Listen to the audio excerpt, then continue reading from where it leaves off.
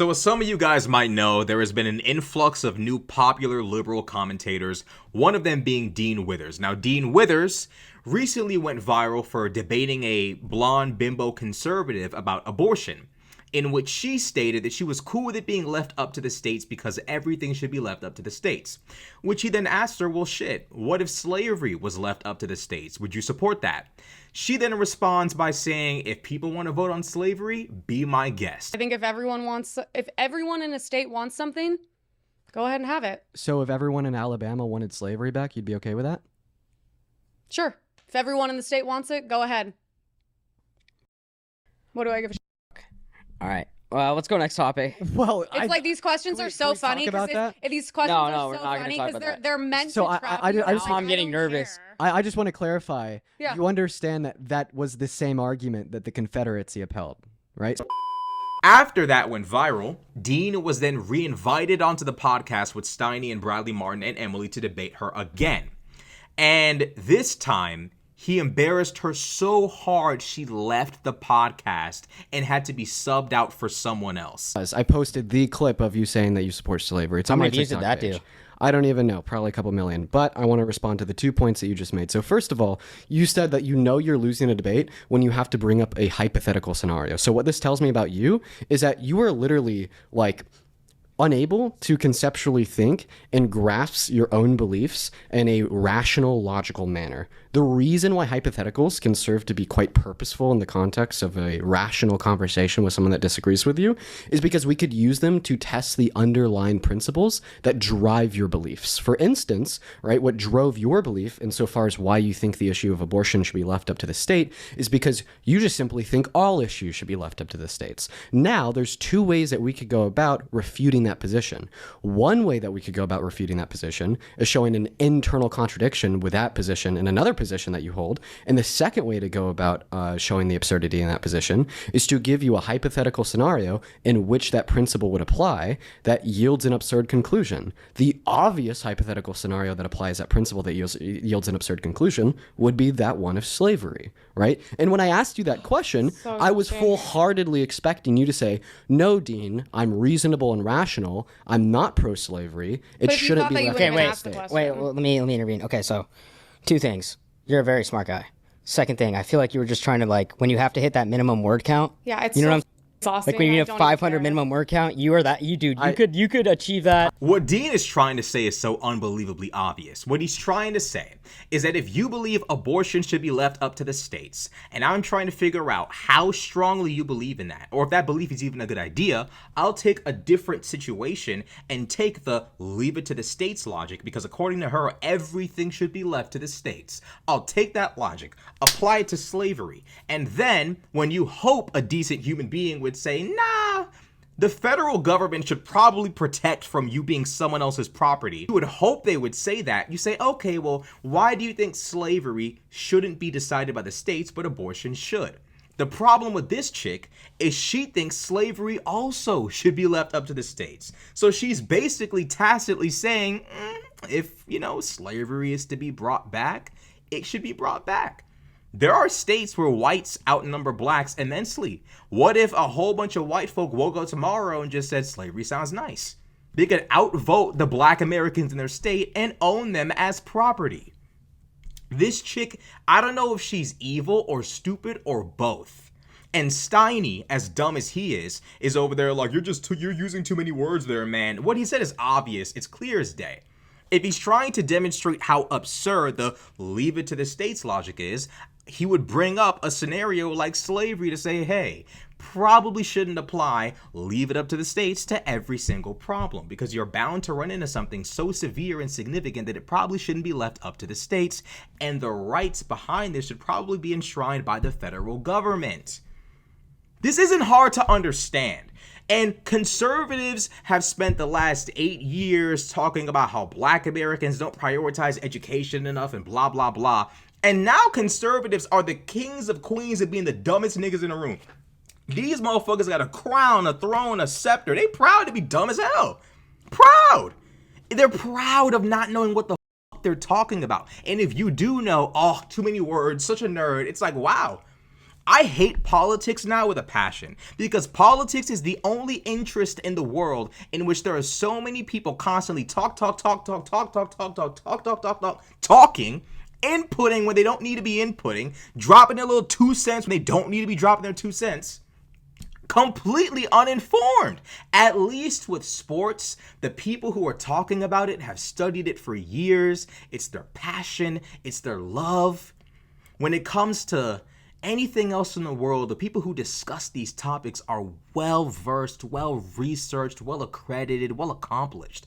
In politics, just stupid nigga fest. Just everyone just stupid. Let's listen to the rest of this stupid shit. Dude, you could achieve that. I should be more concise. Easily. I should be more concise with what I say. That 5-minute answer could have been Spark Notes, but although it wasn't concise, my point was still correct. Yes. Okay. So, do you regret that statement? I mean, I don't know the exact. No. It was clearly taken out of context.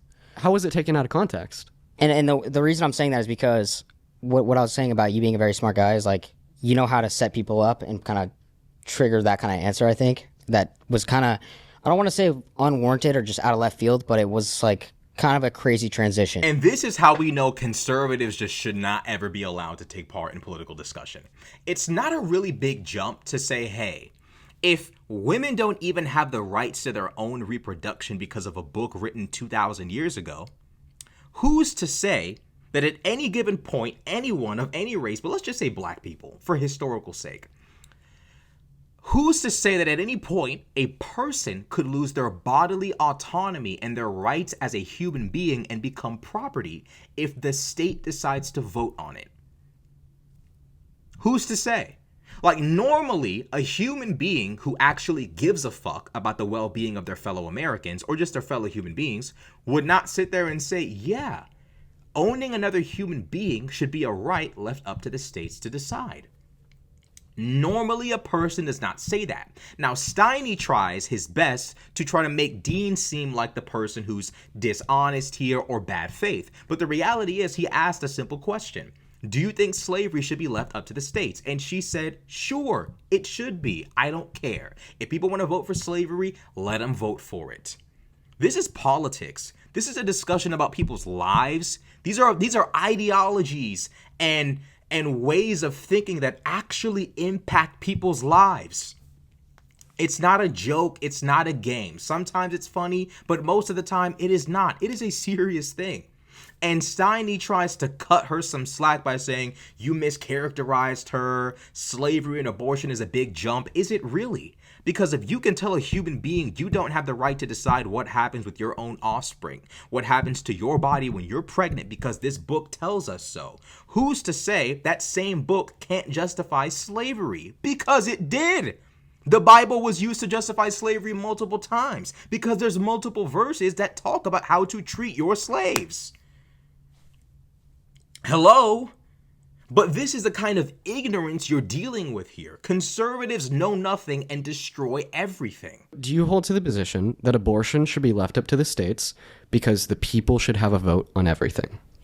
Which it is right now. Yes, I'm fine with how it is right now. No, so and that's not every issue. Is your position that abortion should be left up to the state because the people should have a vote on everything? Which it is right now. I'm fine with that until there's a better way to do it. Yes, that's her position. We test the logic that drives that position by seeing if there's any conceivable scenario of a thing that you don't think the people should be able to vote on. The analogy or hypothetical scenario that if people want to vote on slavery, go ahead. It's not going to pass. That's crazy. Once again, it's a hypothetical that's so stupid that I'm not going to sit here and engage in it because it's dumb. You just wanted some gotcha moment, but it didn't work. It's such a stupid statement to say it would never happen. The vast majority of human history is slavery, racism, war, homophobia, xenophobia, strife, more war, more pain, disease, destruction. Like, do people not understand this little blip in history we call the 21st century is like just that, a blip? For the vast majority of human beings, getting stoned for dressing a certain way or being gay or, being killed for the crime of betrayal or, being enslaved, waking up one morning and marauders and bandits are riding into your village and town and slaughtering your cousins and your extended family and wiping out your whole village and takes you as a slave. That's the majority of human beings' experiences for the majority of human history. Somebody, gets infected, they roll over and die. Someone gets killed in a battle. That's the majority of human history. The fact that she thinks humanity at no point could ever slide back into the past is delusional. It is absolutely delusional, especially given the fact that MAGA wants Trump to have all the power in the world. Many of us thought that we would never revert to a time where regulations on food products would go away. But here we have RFK brainwashing millions of Americans into thinking that all of us should consume raw milk at the same time and nothing will happen. And people are so brainwashed that when people eventually do die from disease, they will not blame the milk, they will blame the establishment, they will blame the Democratic Party, they will blame the elites, they will blame the Jews, they'll blame every group but themselves for consuming raw milk like retards. Because for some reason, all the other human beings who died from raw milk consumption throughout the majority of human history, they were, I guess, fake, not real. I guess the establishment from those times killed them off. You can't reason with these people. Then Dean goes on to ask her, which side do you think should have won the Civil War? She can't even give an answer, which leads me to believe this isn't you just saying, hey, if people want to do whatever they want, let them do it, because conservatives don't actually believe that. They very much want to be involved in your life and tell you what you should do. It's clear to me this chick actually does sympathize probably with slavery and the Confederacy. Who do you wish won the Civil War? But obviously you agree that we don't believe in that. It's so... Who do you wish won the Civil War? Okay, how about this? If it was my state and they were voting on slavery, I would vote against it. That's not what I asked you. Who do you wish won the Civil War? Is this even... Okay. Emily... But wait, you're going back to hypotheticals.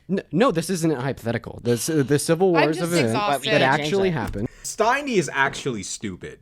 You're going back to hypotheticals. The Civil War is an actual war that did happen. It killed we haven't had.